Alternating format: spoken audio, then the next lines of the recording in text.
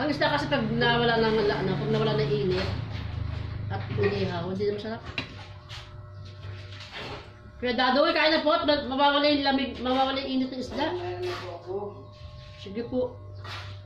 Istorbo ka, istorbo mo? Nakakanyamot. Istorbo ka daw eh.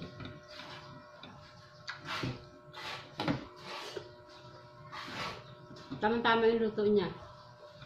Malutong-lutong pa.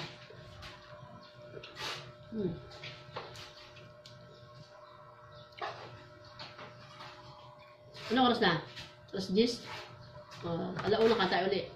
Ibang. Ang bait. Tanghalian yun.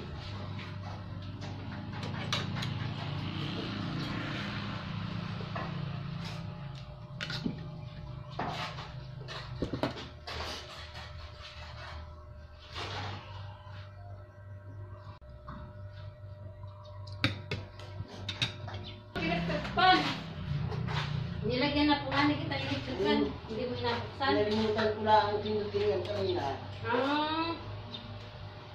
Okay na po. Kailangan po din po. Punasin na rin. Punasin na rin. Napawisan na po kayo ay. Baka makakita ka niya, Ate Tess. Hoy, ano Lisa, anong ginagawa mo? Ay na, punasan ko lang si Kuya Dadoy. Diyos mo. Tanggal ang pagiging magkaibigan nyo.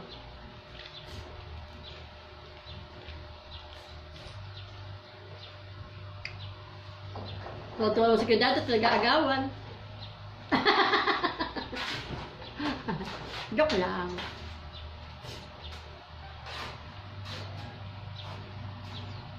Dami-dami ko ba yung may mga dala akong mga bento. Hindi ko makita.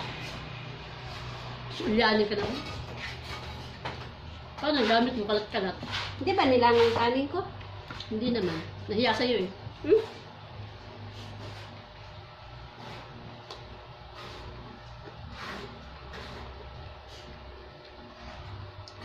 Masarap nito din yung inihaw na na talong. Yan. Pag nag-ihaw ka bukas, mag-ihaw kang talong. May talong baga. Maghanap tayo. Hindi na naman tayo bukas. Pwede naman.